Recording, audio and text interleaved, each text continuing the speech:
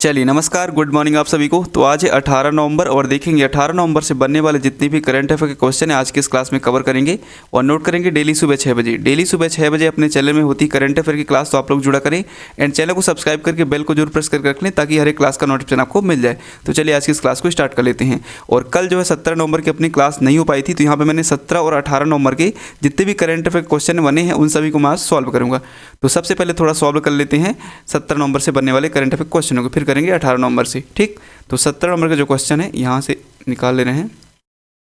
तो एक सेकेंड, चलिए 16 नंबर के इनको मैंने सॉल्व करवा दिया था। आप 17 नंबर सॉल्व करते हैं तो आप लोग बताना है और चीज़ों को नोट भी करते चलना है। चलिए तो आज का हमारा पहला क्वेश्चन है भारत ओपेक ऊर्जा वार्ता की छठी उच्च स्तरीय बैठक किस स्थान पर आयोजित की गई है। तो यह बैठक जो है वियना में आयोजित की गई है। ठीक, भारत ओपेक ऊर्जा वार्ता की छठी उच्च स्तरीय बैठक वियना में आयोजित की गई है। थोड़ा सा यहाँ पे आप लोग डिटेल नोट करेंगे।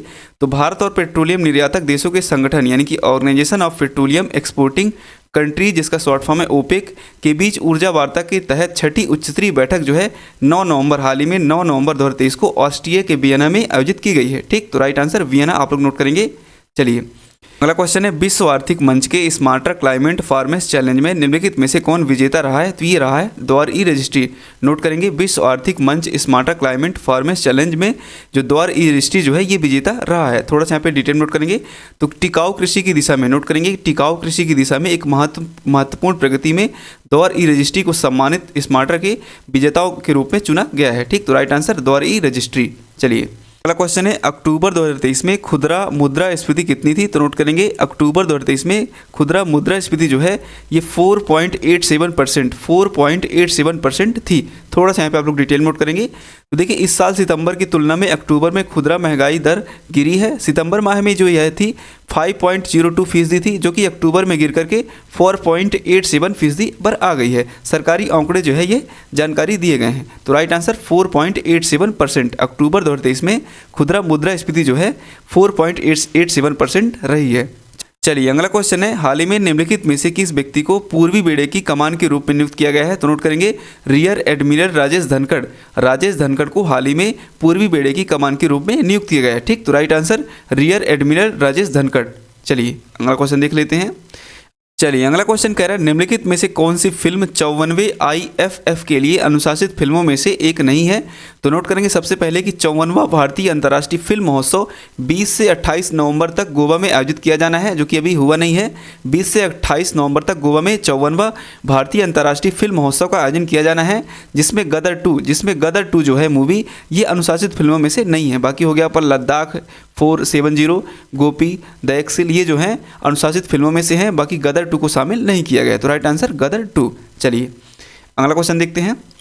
अगला क्वेश्चन है निम्नलिखित में से किस व्यक्ति ने मानसू गांव में शिक्षा भारती स्कूल का उद्घाटन किया है।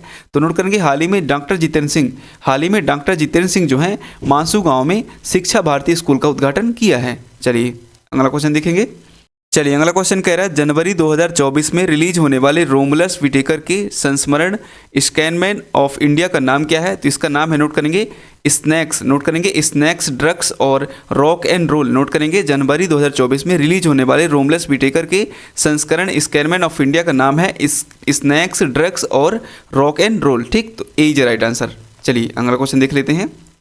अगला क्वेश्चन है निम्नलिखित में से कौन सा राज्य सामान्य नागरिक संहिता अपनाने वाला पहला राज्य बन गया है। तो ये उत्तराखंड। नोट करेंगे उत्तराखंड जो है सामान्य नागरिक संहिता अपनाने वाला पहला राज्य बन गया है। ठीक, चलिए अब अगला क्वेश्चन देख लेते हैं। चलिए अगला क्वेश्चन है अंतर्राष्ट्रीय सौर गठबंधन का 95वां नवीनतम सदस्य कौन बना है। तो नोट करेंगे हाल ही में अंतर्राष्ट्रीय सौर गठबंधन का 95वां नवीनतम सदस्य जो है ये चिली बन गया है। ठीक, नोट करेंगे चिली जो है 95वां नवीनतम सदस्य बन चुका है।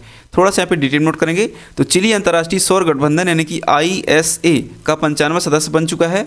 और नोट करेंगे नई दिल्ली में विदेश मंत्रालय में संयुक्त सचिव अभिषेक सिंह के साथ चिली के राजदूत जुआन आंगुलो की बैठक के दौरान ISA समर्थन का दस्तावेजों को सौंपा गया है। ठीक, तो राइट आंसर चिली जो है अंतर्राष्ट्रीय सौर गठबंधन का 95वां नवीनतम सदस्य बन चुका है। तो अब चलिए देख लेते हैं 18 नवंबर से बनने वाले जितने भी करंट अफेयर क्वेश्चन है, यानी कि आज जो भी क्वेश्चन बने हैं। तो आज का पहला क्वेश्चन है हाल ही में चर्चा में रही वैश्विक बगोटा घोषणा का संबंध किससे है। तो नोट करेंगे वैश्विक बगोटा घोषणा का जो संबंध है ये रिवर डॉल्फिन से है। ठीक, रिवर डॉल्फिन से है। नोट करेंगे हाल ही में चर्चा में रही वैश्विक बगोटा घोषणा का संबंध रिवर डॉल्फिन से है। ठीक, डी इज राइट आंसर। हालांकि ये क्वेश्चन कई बार रिपीट हो चुका है, आप लोग नोट करेंगे वैश्विक बगोटा घोषणा का संबंध जो है रिवर डॉल्फिन से है। चलिए अगला क्वेश्चन है सुल्तान जोहर कप 2023 में भारतीय हॉकी टीम ने कौन सा पदक जीता है। तो नोट करेंगे सुल्तान जोहर कप 2023 में भारतीय हॉकी टीम ने कांस्य पदक जीते हैं। ठीक, कांस्य पदक जीते हैं। थोड़ा सा यहाँ पे डिटेल नोट करेंगे। तो क्रिकेट के बाद अब हॉकी में भी भारत अपने पड़ोसी मुल्क नोट करेंगे पाकिस्तान पर भारी पड़ा है। ठीक, भारतीय जूनियर हॉकी टीम ने सुल्तान जोहर कप हॉकी प्रतियोगिता में चिर प्रतिद्वंदी पाकिस्तान को 6-5 से हराकर कांस्य पदक जीता है। तो राइट आंसर कांस्य पदक। चलिए अगला क्वेश्चन है निम्नलिखित में से किस क्रिकेटर को नवंबर 2023 में आईसीसी हॉल ऑफ फेम में शामिल नहीं किया गया था। तो नोट करेंगे झूलन गोस्वामी। बिल्कुल, झूलन गोस्वामी को नवंबर 2023 में आईसीसी हॉल ऑफ फेम में शामिल नहीं किया गया था। बाकी डायना इनको शामिल किया गया था, अरविंद को भी शामिल किया गया था और बीरेंद्र सहवाग को भी शामिल किया गया था। तो झूलन गोस्वामी जो हैं इन्हें आईसीसी हॉल ऑफ फेम में शामिल नहीं किया गया था। ठीक, चलिए अगला क्वेश्चन देख लेते हैं। चलिए अगला क्वेश्चन है निम्नलिखित में से किस स्पिनर ने युवराज सिंह और अनिल कुलंबे को पीछे छोड़ते हुए नया भारतीय विश्व कप रिकॉर्ड बनाया है। तो ये बना दिए हैं रविंद्र जडेजा। नोट करेंगे रविंद्र जडेजा जो हैं रविंद्र जडेजा युवराज सिंह और अनिल कुलंबे को पीछे छोड़ते हुए नया भारतीय विश्व कप रिकॉर्ड बनाया है। ठीक, थोड़ा सा यहाँ पे डिटेल नोट करेंगे। तो विश्व कप के एक संस्करण में किसी भी भारतीय स्पिनर द्वारा सर्वाधिक शिकार करने के मामले में जडेजा पहले से ही अनिल कुलंबे और युवराज सिंह से आगे निकल चुके हैं। तो राइट आंसर रविंद्र जडेजा। चलिए अगला क्वेश्चन देख लेते हैं। चलिए अगला क्वेश्चन है संयुक्त राष्ट्र रिपोर्ट के अनुसार दक्षिण एशिया में कितने बच्चे पानी की कमी का सामना कर रहे हैं। तो नोट करेंगे संयुक्त राष्ट्र की रिपोर्ट के अनुसार दक्षिण एशिया में 347 मिलियन बच्चे जो हैं पानी की कमी का सामना कर रहे हैं। ठीक, और ये रिपोर्ट कब जारी की गई है। तो नोट करेंगे 13 नवंबर 2023 को जारी एक रिपोर्ट के अनुसार दक्षिण एशिया में 347 मिलियन बच्चे जल की कमी का सामना कर रहे हैं। ठीक, रिपोर्ट में इस गंभीर संकट का कारण जलवायु परिवर्तन को बताया गया है। ठीक, तो राइट आंसर 347 मिलियन। चलिए अगला क्वेश्चन देखते हैं।